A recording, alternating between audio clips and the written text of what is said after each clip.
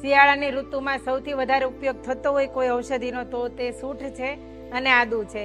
અને સૂંઠ અને આદુમાં ફરક એટલો છે કે સૂંઠને જે આદુ હોય છે, આદુ જે દેશી આદુ હોય છે તેને પાકી ગયા પછી 1 મહિના માટે ધૂળમાં દાબી દેવામાં આવે છે અને એમાંથી બહાર કાઢીને એને ચૂનાની અંદર મૂકવામાં આવે છે. અને ચૂનો જ્યારે અંદર રહેલા ગરમ તત્વને ખેંચી લે ત્યારે એ પાકી સૂંઠ બને છે.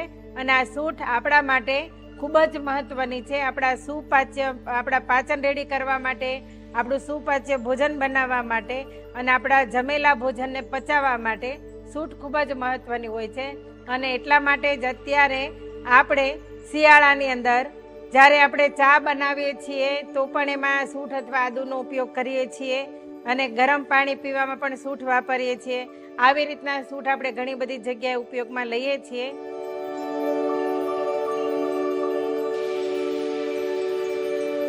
પાંડુ રોગ છે એ લોકોને સૂંઠ નથી પીવાની. અને ત્યાર પછી રક્તપિત્ત હોય અને પિત્તનો જ્વર હોય, જે લોકોને ગરમીનો તાવ આવતો હોય એ લોકોએ સૂંઠ નથી પીવાની. અને જે લોકોના શરીરમાં દાહ એટલે અગ્નિ બળતી હોય તેમણે નથી પીવાની. અને જે લોકોને અલ્સર હોય છે એ લોકોને નથી લેવાની. બાકી બધા જ લોકો માટે સૂંઠ ખૂબ જ મહત્વનું કામ કરે છે. આદુ એ કાચું છે અને સૂંઠ એ પાકી ગયેલી વસ્તુ છે. આદુની અંદર ગરમી છે પણ સૂંઠની અંદર ગરમી નથી. સૂંઠને મધુર કહેવામાં આવી છે. તો આવી રીતના બંનેનો ફરક છે.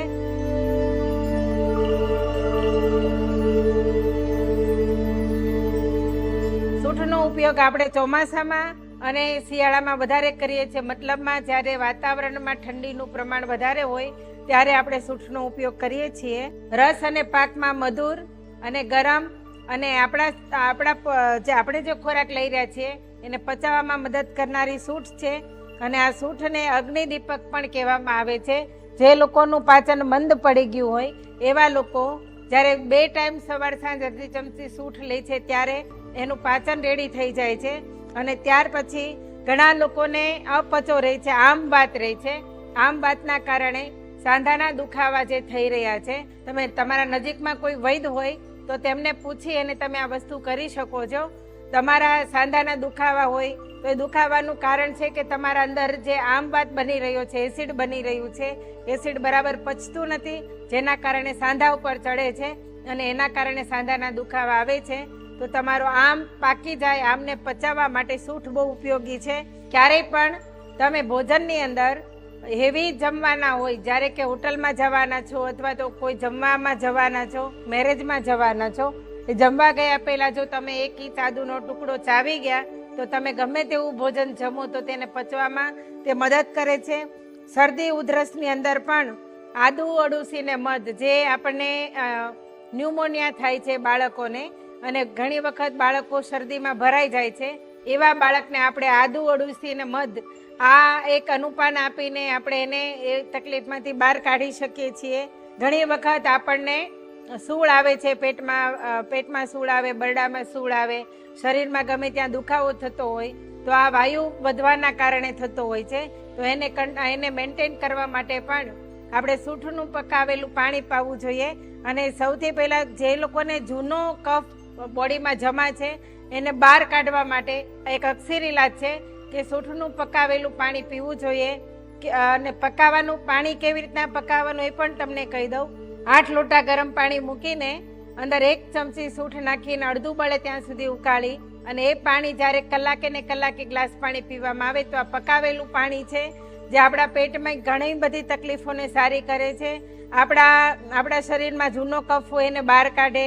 ઘણા લોકોને અજીર્ણ હોય છે, જમે અને તરત જ ટોયલેટ જવું પડે એવા લોકોને પણ મદદ કરે છે. ઘણા બધા લોકોને જમ્યા પછી ખાટા ક્ષારીય ઓડકાર આવે છે, એમને પણ મદદ કરે છે. ઘણા બધા લોકોને આખો દિવસ ઉલટી અથવા તો ઉબકા થયા કરતા હોય એને પણ મદદ કરે છે. જ્યારે શિયાળાની ઋતુ આવી રહી છે તો સૌથી પહેલાં બહેનોને ડર લાગે બાળકો માટે કે બાળકોને શરદી ઉધરસ થઈ જશે, તો સૂંઠ, હળદર અને ગોળ એની ગોળી બનાવીને રોજને માટે તમે તમારા બાળકોને 2-3 ગોળી આપવા માંડો તો શિયાળા આવ્યા પહેલાં જ જો આ શરૂઆત થઈ જાય તો ક્યારેય પણ બાળકોને શરદી થતી નથી અને કફને મેન્ટેન કરી શકે છે.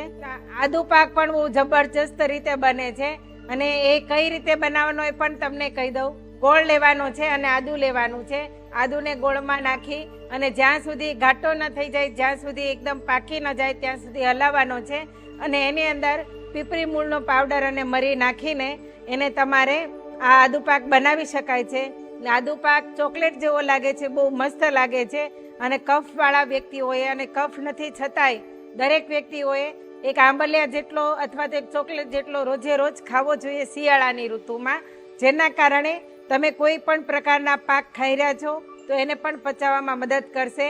અને ત્યાર પછી આપાતકાલીન પરિસ્થિતિમાં પણ સૂંઠ ઘણી વખત આપણને ઉપયોગમાં આવે છે. ઘણા બધા લોકોને ઓચિતાની ઉલટી શરૂ થઈ જાય તો તમે એક જ ચમચીનો ફાકડો ભરાવી દો તો અડધી કલાકમાં એની ઉલટી બંધ થઈ જાય છે. જે લોકોને આધાશીસી હોય તેમને આદુ અને ગોળ ભેળવીને એનો રસ બનાવીને નાકની અંદર જો એના ટીપા નાખવામાં આવે તો ઓચિતાથી દુખતું માથું પણ મટી શકે છે.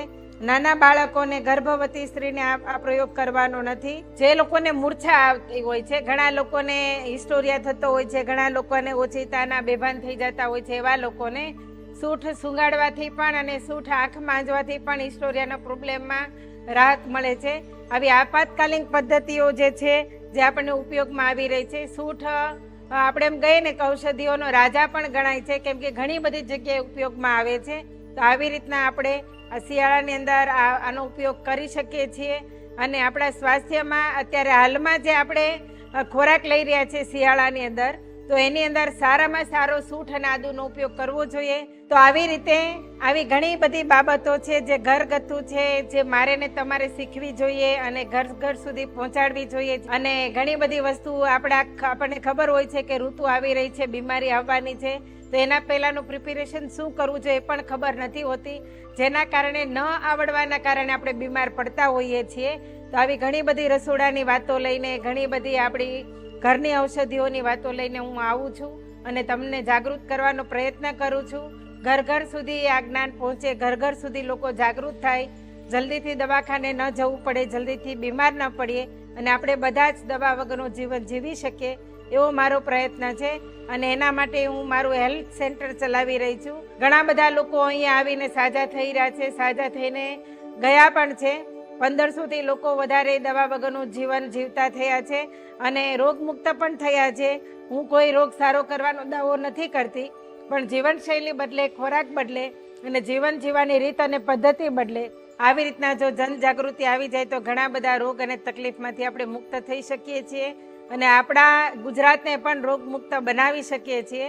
તો આવી જ મિશન લઈને હું ચાલી રહી છું અને જો તમે પણ મને હેલ્પ કરો તો આપણે ઘણા બધા લોકો સુધી આ વાતોને પહોંચાડી શકીએ છીએ. આ વાતો જો તમને સારી લાગી છે, સમજવા જેવી લાગી છે અને એનાથી તમને ખરેખર લાગી રહ્યું છે કે આપણા જીવનમાં ફાયદો થઈ શકે છે, તો તમે તમારા સુધી ન રાખતા ઘણા બધા લોકો સુધી પહોંચાડજો. મારો એક ગોલ છે કે 10 લાખ લોકોને દવા વગરનું જીવન જીવતા કરવા છે અને હું કરીશ જ, પણ સાથે સાથે તમે પણ જો આમાં મદદરૂપ થઈ શકો તો થજો. Thank you very much. તમે બધા જ મને ઘણો બધો સપોર્ટ આપી રહ્યા છો. ઘણા બધા લોકોના રિવ્યૂ પણ સરસ આવી રહ્યા છે અને જેના કારણે મને રોજને રોજ ઇન્સ્પિરેશન મળે છે કે હું કંઈક નવું લાવીને તમારી સાથે આવું કે જેના કારણે ઘણા બધા લોકોના જીવનમાં પરિવર્તન આવે. આભાર.